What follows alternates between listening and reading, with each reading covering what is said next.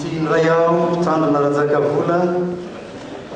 averiny tompo hitondra ny afatra ho an'ny fiangonany amin'izao famaranantsika ny volana aogositra ny rahantsika ny anatra no hevitra hoe azakana fahoriana ny finoana amarana zany fiarah-mianatra zany sika nio ary boky farany amin'ny baiboly raha teo no ratsika ny apokalypsy toko fahaenina fahafito azafady apokalypsy toko fahafito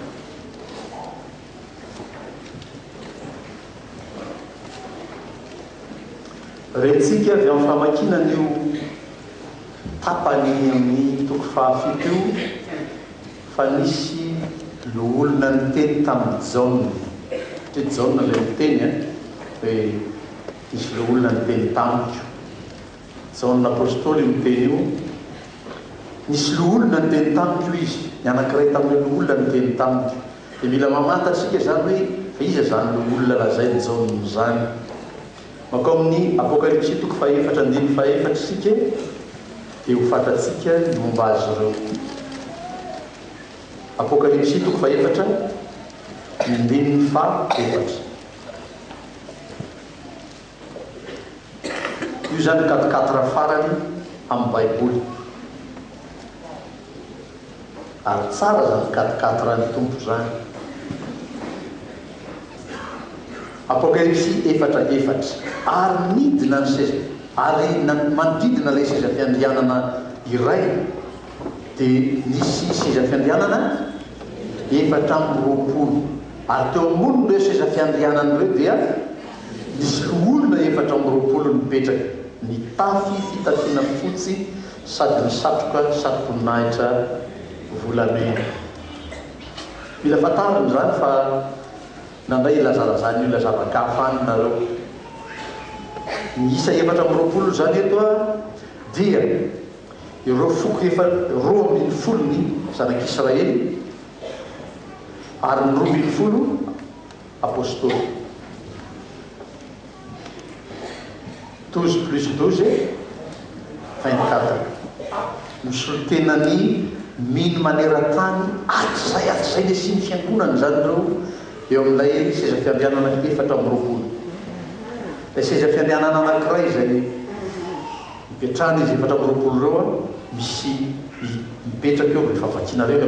apokalypsy izy mipetraka eo Jesoa misy ray zany eo voany dia manodidina misy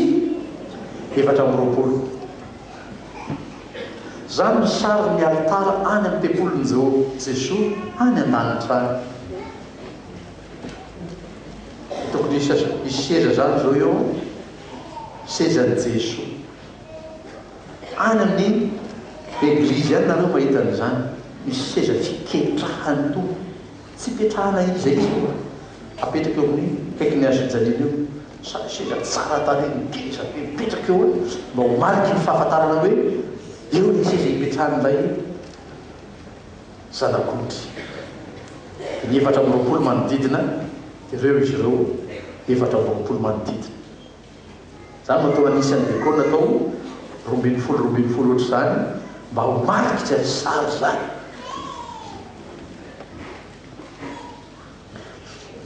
anankiray tamin'ireo loolonareo miteny tamiko hity zao nanao tamiko hoe izy moa ireo miakanjo fotsy lava ary avitaiza izy Jaune namaly an'ilay olona anankiray tamin'izy 420 nolazaina azy nilaza taminy ianao tompoko ny mahalala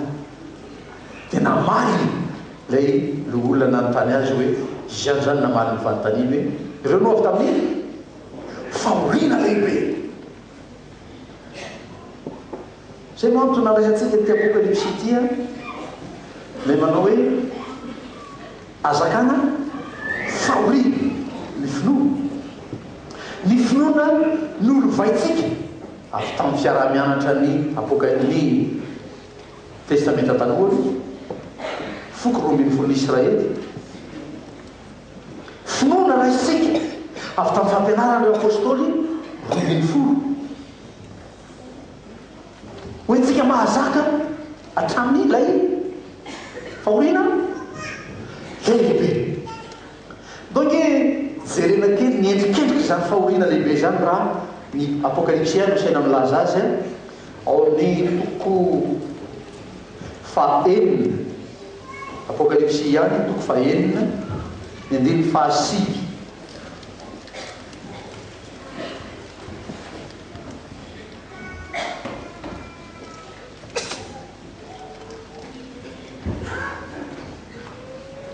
Ary rehefa novohany mitomboka se fahadimy ditaka teo ambanin'ny altara ny fanahin' izay voavono noho ny tenin'Andriamanitra sy ny filazana izay noazoniny. Ary niantso tamin'ny feo mahery izy nanao hoe tofo masina sy marina mandra-pahoviana no tsy hitsaranao sy amalinao ny ramay amin'izay monina eny ambonin'ny tany. Ary samy nomena akanjo fotsy lava izy rehetra, ary nasaina ny ala sasatra kely aloha izy mandra-patapitry ny mpanompo sasany sy ny rahalahiny izay efa hovonoina tahaka azy koa. Zany niendrikendriky zany fahoriana lehibe hiaretana noho ny amin'ny tenin'ny tompo. Ny fifikiranao, ny fitiavanao ny ten'Andriamanitra io, ny fiainanao manaraka zany voalazany ten'Andriamanitra any ao ny fiainanao. Anondro tolon'ny olonanao aloha hoe reny le mpivavaka be hoy ny olona. Satria anao tia ny ten'Andriamanitra, satria anao mankatoy ny ten'Andriamanitra amin'ny fiainanao tolotoloina. Fa tsy vitan'izany fa ho tonga hatrany amin'ny fanenjehany zany. Eny fa tonga hatramin'ny famonoany zany.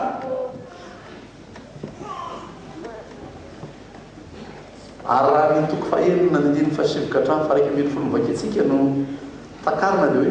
mandra-patapitry ny mpanompo sy ny rahalahy izay efa hovonoina koa. Atao ina zany mino rehetra hovonoina tao noho ny amin'ny finoana Jesosy. Ka ty fanomponan'Andriamanitra ty ravako dia fanompona hiandrasantsika famonoana. Ka sao mieritreritra igalabolabonao fa fahoriana lehibe no miandro izay manompo an'Andriamanitra. Izy efatra amby roapolo no mitarika tamin'ny voalohany. Ary fantatsika ny tantara ny fiainan'ny apôstôly vakio ny asan'ny apôstôly fotsiny eo hitanareo ny nanenjehana azy miparitaka eran'izao rehetrarehetra izao sy tongatra taty amintsika no ny fanenjehana. Izay tratra tamin'ireny, izay voasambotra tamin'ireny tena atao iny novonoina. Tantara malaza be ny fanomponany Petera. L'Église catholique dia mamerimerina an'io satria izy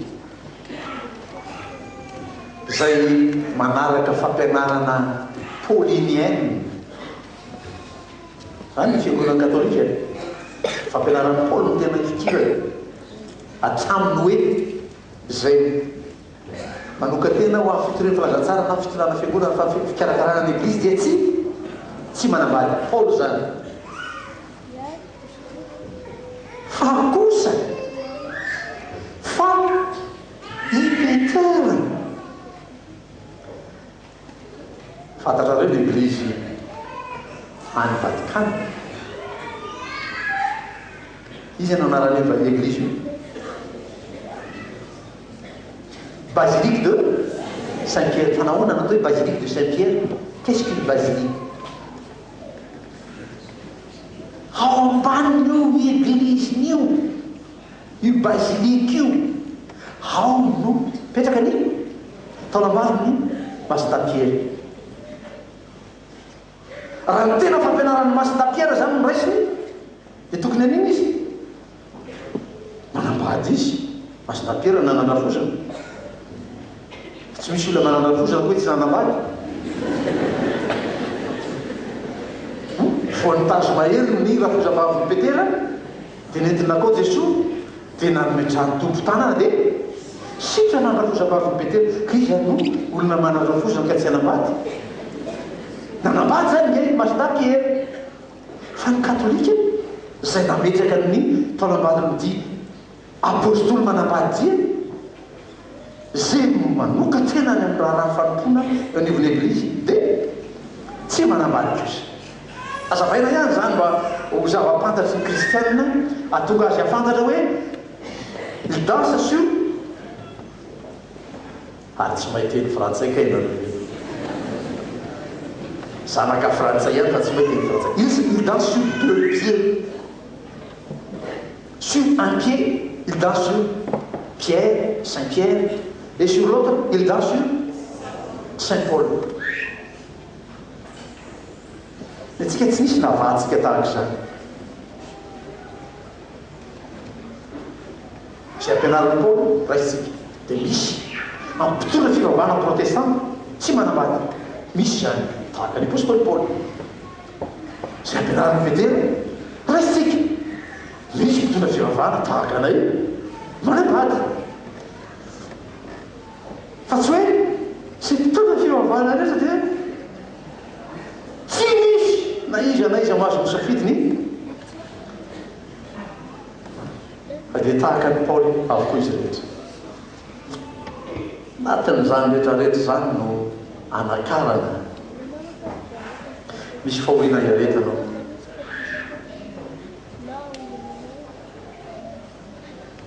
Manambady ianao ilazany Jesosy rehefa avy eo hoe ny ankonany olona no fahavalony voalohany ary tsy maintsy misedra zany ianao. Ny ankonanao ny fahavalonao voalohany. Dia misy olona mandray an'izany arabaky teny qu'est-ce qu'un fahavalo.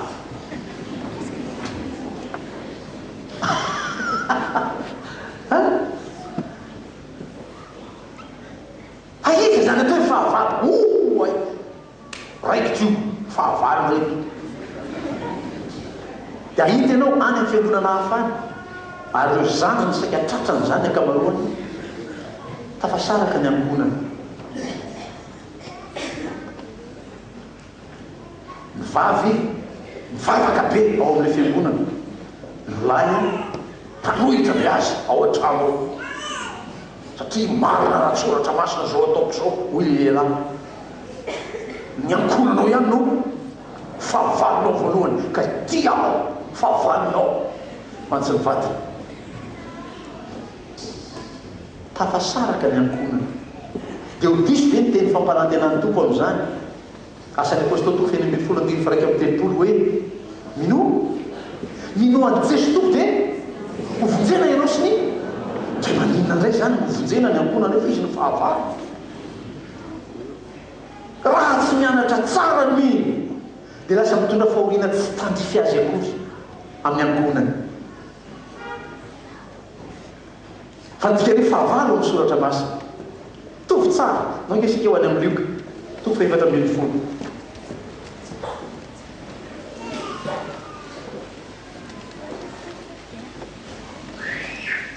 Ny fa 5 amby roapolo ka hatramin'ny faha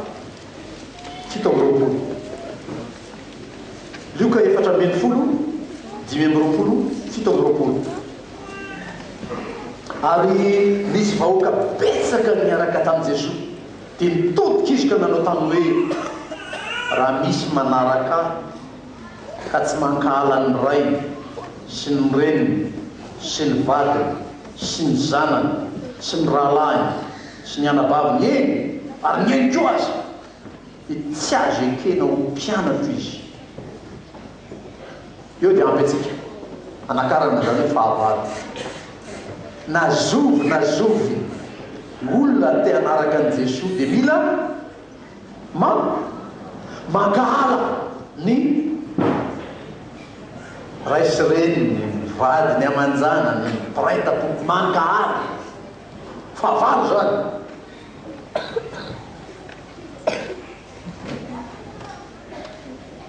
Raha tsy takatra tsara ny fanazavana ny soratra masina mamilaza zany hoe mangala zany fahavalo zany dia fivavahana manapotika ankonana ny fivavahanao. Dia zary fahoriana ho anao ny fiarahanao manompo amin'ny ankonanao.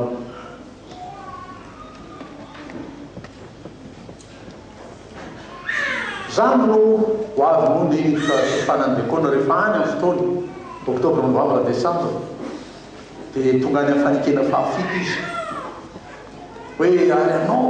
anompo an'Andriamanitra ho arehetra, anao koa ahafahan'ny ankona koa anompo an'Andriamanitra mba tsy ho zarery ihany ataony milo fitaratra amin'izany fanompoana zany, fa izy ireo koa dia ankona anao zany a tonga tiara manompo aminao fa tsy fahavalinao indray. Ina ty ataony am'tikeminy ity, mila takarany zany io, mila ianarana io hoe mankahala hoe fahavalo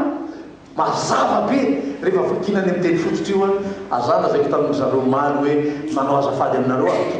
tondra baiboly teny grika tany amin'ny fotoana nanaovako hoe famelabelarana vakiko aminareo iteny dia adikako aminareo izy raha ohatra ka tsy azava aminareo heviny ny mankahala ny dikany hoe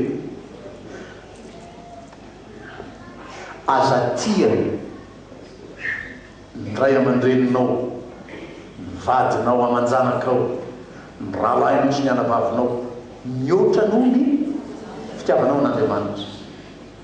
Zay ny mankahala ny rahalahy sy anavavy eny hatramin'ny tenanao azatia ny tenanao mihoatra noho fitiavanao an'Andriamanitra. Fa ao amin'izany aza dia misy fahoriana, misy fahoriana amin'izany hoe tsy maintsy hitiavanao any Jeso mihoatra noho fitiavanao n'ireo rehetrarehetra ireo. Eny Kry miady hevitra ao an-trano rehefa iaingy raha iaingy nenina iaingy dada ho aty am-piangonana, efa misy manesy ny valy aman-jana ray dabo many am-piangonana ilazanao zany zay any am-piangonana ianao manompo tsy misy raha mila mitompo azy. Azany no anakarana nyle tantaran'ny lioka toko fahafiry lay toko fa 1 lay Samaritana tsara fana dia nahita n'ilay mpisorona, nahita n'ilay levita nandalo fotsiny teo fa lasa izy tsy maintsy nandeha. Ny filazan'olona mety hoe ratsy mihitsy reto mpisorony reto, ratsy mihitsy reto levita reto. Azafady mba takarikely ny marina, tia n'Andriamanitra mihoatra ny olona io izy. Dia asa izy namonjy ny raharaha fa manao ianao zany mpisorony zany misy raharahany any amin'ny tempoly any efa anjarany zao ny any ka raha tsy hoany izy be dia be olona tianao fanatitra tsy ho vita izy tovariana nijery an'ilay Samaritana tary. Zany koa mila takarina amin'ny fanomponao an'Andriamanitra. Misy ilany tomponao aty aza vao miankonanao fotsiny izy. Anaka voafidy dekona zao mivorony dekona dia amonjy fivoriany dekona aloha ambony amiko zany fanompoko an'Andriamanitra zany. Misy fetifety atao trano eo maniaraka taminareo teo avy anao amin'izay dia anao raharaha any amin'ny fanompoko an'Andriamanitra. Tsy le zavatra mahakasika ny ray aman-dreninao, mahakasika ny vady aman-janakao, mahakasika ny rahalahinao no amoizanao ny fanomponao an'Andriamanitra. Dia izakanao fahoriana zany tsy anameranao mamepona ireo dia zay izy mitonga fahavalo. Zany mbola fahoriana maherakely zany reo tsisy anangan-tanana mihitsy dia nyray antsy ka mono anao. Zay fa nisy hoe zany no maha-kristiana anao dia avy ny vadinao ianao ty kristianina ty sosotrano maha-kristiana anao tatohany antsy anao dia maty. Fa nisy hoe zany tsy tonga amin'izany raha ankonana enganetsisy zany dia tena dia hoe andray kamota mihitsy mba tsy ahafahany totoa andeha aty am-piangonana andeha hiasa mampiandry azy dia kapohana no hoaniny ao an-trano zay tsy afaka mitsangana.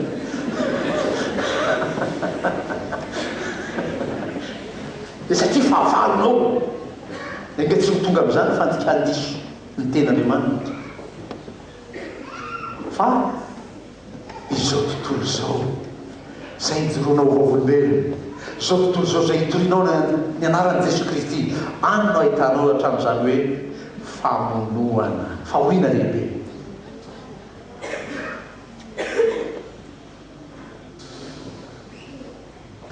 Dia mety izy ianao hiaritra, mety izy ianao haharitra, fa misy fahoriana eretanao.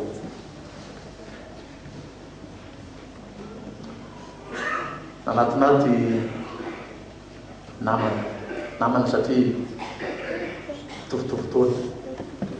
resaka tsara fa izy io misotro so moa filazana misotro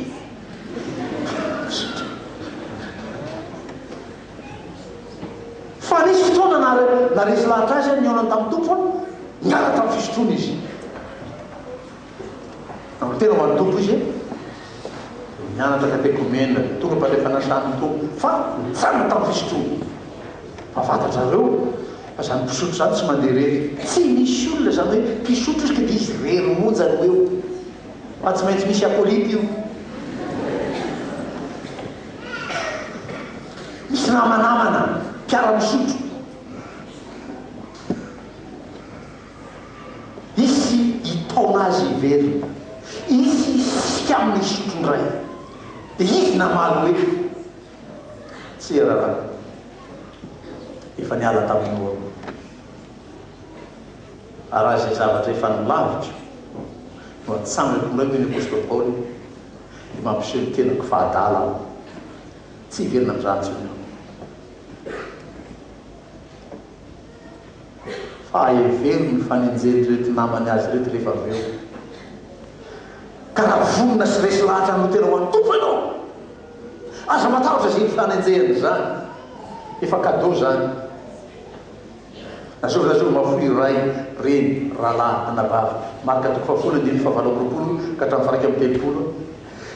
dia andray zato eny rahalahy anabavy eny fa tamin'ny fanenjery ka aza matahotra anao tazony mijoro tsara ianao zay fa naresy lahatra anao dia toy izy ny lalanao manaraka ny tompo na izy anenjika eo na izy anenjika eo mba saivy mihira ny sainao hoe manenjika ny aoriana ny mandrakariva velao zay anenjika eo fa ianao efa resy lahatra efa miova niala tamin'ny ratsy taloha fa raha misy olo amin'ny Kristy dia olo vaovao izy efa lasa zavatra taloha indreo tonga vaovao ireo dia toy izy ny lalanao manaraka ny tompo dia velao zay ndamosinao anenjika raha misy fotoana fanao mitory aminy hitoroeo an'i Jesoa Kristy izy dia rehetra tonga tao amin'ity tempolony tompo ty reo zay avy amin'ny tamin'ny fahoriana lehibe dia efa nitondra ny akanjo ny nosasana sy nofotsiana tamin'ny rano zava-potry tsy hoe akory reo avy tamin'ny fahoriana lehibe nomena akanjo fotsy reo dia hoe olona tsy misy tsinony mihitsy reo fa nanatsiny reo nanapahotany reo fa izy miresy lahatra nanatona ny Jesoa ilay nandatsaka ny rano teo amin'ny hazojaliana mba hanasa ny akanjo ho fitsina amin'ny rano tompo ny akanjo tendroa mahatsara ny toe-panahy ny mahatsiaro ny Isaia toko voalohany amin'ny fahavalo ambin'ny folo hainao rehetra anjery zany aviary fandahatra isika fa na dia tahaka anjaka azy amin'ny fahotana lehibe ho fitsiko tahaka ny ora-panarana mangatrakataka tahaka azy silera dia toko fotsy tahaka ny voalohany fotsy fa ny faharoa texte faharoa tokony amelombelona fanantsika koa teny hoe jaona voalohany toko voalohany diny fahafito anyrano zanak'ondry manadio antsika ho afaka amin'ny ota rehetra tsy misy olona tsy manana ota fa i Jesoa nandasaka ny rano no manadio atsika amin'izany efa kina tsara ny apokalypsy toko fahafito ny raisika teto ndiny fahefatra ambin'ny folo fa hoy izy dia ireo no avy tamin'ny fahoriana lehibe ary ny akanjony no sasany sy nofotsiany tamin'ny rano zanak'ondry ils avaient leur initiative personnelle ny tsirairay nanapa-kevitra nanatona nakeo amin'ny Jesoa ho sasana fa tsy Jesoa manatona azy dia hanasa ny akanjony fa izy nanana ny akanjo maloto no nanatona zany ny fiangonana zany ny fivavahana zany ny fanompotsika an'Andriamanitra manatona sika mba ho sasany zany antony antso atao amin'ny fiangonany reny amin'ny fotoana sasany amin'ny fanompom-pivavahana amin'ny toriteny dia manao antso ny toriteny ianao zay mahatsapa fa nanota tia fotoana hoy izy mitoriteny aminao mitsangana ianao dia atolovo amin'ny tombony fiainanao eto makeo aminy akanjonao ho sasany dia anao no manapa-kevitra dia anao no mitsangana fa tsy mihera amin'ny olona ianao kaikinao ahoana andeha nga io mahafantatra ny lotona akanjonao dia anao no mahafantatra inona le fahotana tianao ho sasan'ny tompo sa tsy misy mihitsy dia vakino zao navolotoko voalohany toy izy hatrany amin'ny 1 fa raha milasika tsy manana otoko dia pandainga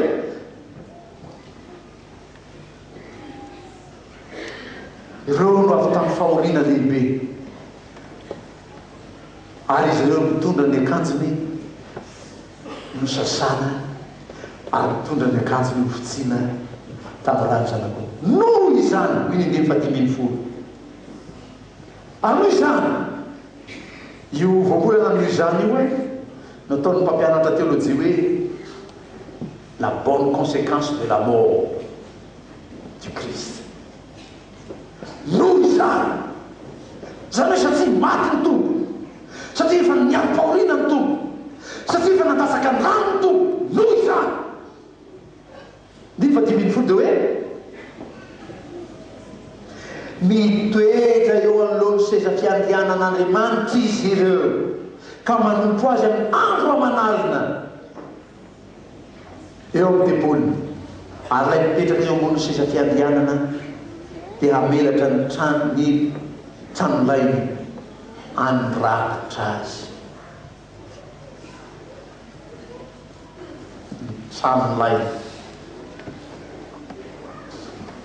ile fitafiatsika ny Jesosy any amin'ny Romanina toko fahatelo ambin'ny folo andiny faefatra ambin'ny folo any no ilazan'ny apôstôly Paoly hoe hitafio Jesosy Kristy izy no hitafiatsika izy no mandrakitra atsika dia ndao mba hianatra momba ny fiakanjo atao ina ny akanjo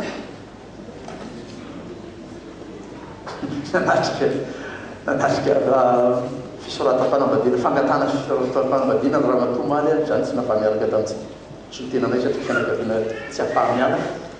zay zany mba ray aman-dreny tany dia efa zany tsy afaka dia tsy maintsy mandeha izy tonga tany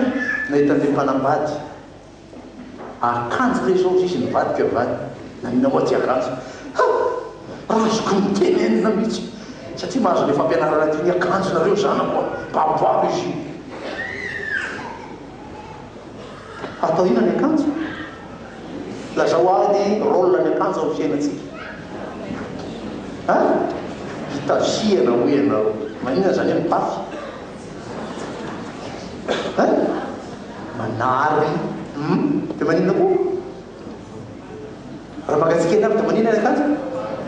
miaro amin'ny atsika fa tsy hoe mafana fotsiny miaro amin'ny atsika mampiasaina le voambolana tena ilaina hoe mandrakotra atsika dia tonina koa ny akanjo hitafiana anaronana ny henatra misy ka rehefa mba hiakanjo ianao anaka dia mba jereo zany eo amin'ny fitaratra eo ianao dia mantany any tenanao ianao manontania ny tompo ianao mamatokinao fa hiteniny tompo eo dia hoe miaro amin'ny atsika very tompo ty akanjoko ty akanjo tsy fa tsy hoe andro mangatsika be ty leratra ngidina nanaovanao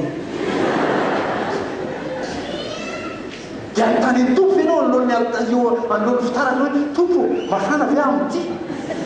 dia teny aminao mihitsy ny tompo hoe tsy anaka angatsika ianao fa rakofy io anontany ny tompo eo mandrakotra ny fitanjako ve ny tompo ny henatra ve ity akanjoko ty dia anontany eo izy fa amaly anao izy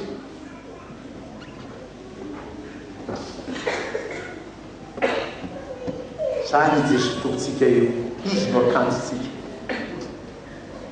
izy no hitafiatsika miaro atsika amin'ny hafanana sy ny atsika izy miaro antsika fitanjahana izy miaro antsika fahafahambaraka rehetra izy zany Jesosy Kristy tompontsika io miaro antsika mifahoriny vakio tsara toy iso apokalypsy tsika teo amarana antsika zao fifampahereza antsika zao andiny fa 1:7 tsy hononana agetaeta intsony reo tsy aninazy masandrona zay efa nanakondro fa zanakondro zay eo voany seza fiandianano ho mpiandry azy ka hitondra azy hoany amin'ny loharanony ranomaina ary fafan'Andriamanitra ny ranomaso rehetra amin'ny maso dao iverenana kely hitondra azy makaiza hoany amin'ny loharanony ranomaina ivereno ny Genesis 3:7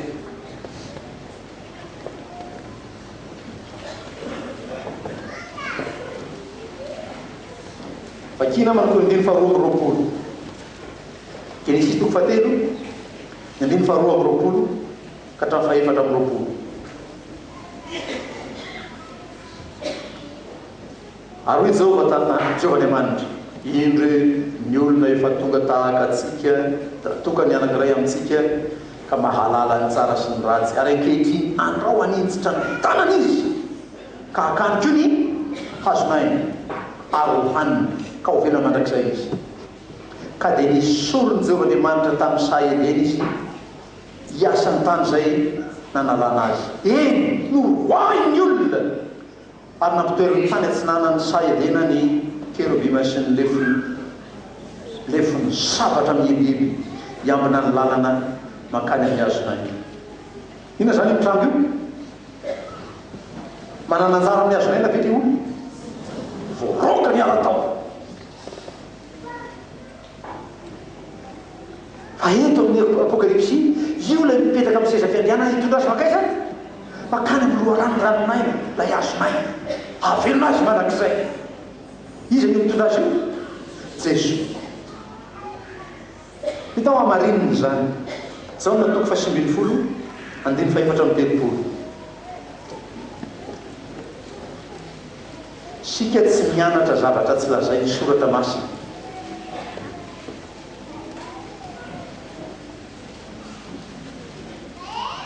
tsy siny adihevitra mandany aina fotsiny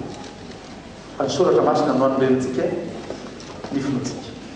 zao natoko 7 andiny faefatra amby 3 na raha tompo fa ny miaramila anankiray nandefina ny lanivoan'i Jesosy ary niaraka tamin'izay dia nisy rasy rano nandeha inona nandefonan'ny miaramila an'i Jesosy io inona sabatra io le voalazany Genesis 3:7 teo hoe misy kerobi mitazona iny sabatra elely mba tsy afahany miverina azo ny anjaranao ny hazonay fa iny sabaty iny no nolaisiny miaramila nanovany nandefonany an'i Jesosy dia latsaka ny ra sy ny ra fanasany tompo anao ty ny rako izay nomenonao rano dia batisy anaovana batisy anao amin'ny rano ahafahanao mananjara amin'ny hazonay fa izaho lalana sy fahamarinana na fiainana Jesosy tsy misy olona makarikiray afa-tsy izy lay nandatsaka ny rano tsindro le fonina tamin'ny sabatra lay sabatra ny tegna ampelantanan'ny kerobima tamin'izany fotoana zany nampiasainy miaramila ndatsana ny rano tompo mba ahafahanao mahazo lalana mivelona ananao le anjaranao amin'ny hazonaina le fiainana mandrakizay anana fiainana mandrakizay izy iny Genesis 3:7 raha ahazo anjarany amin'ny hazonaina io dia mananjara amin'izany ianao anato ny amin'ny Jesosy minona fanenjera minona fahorina zakao reny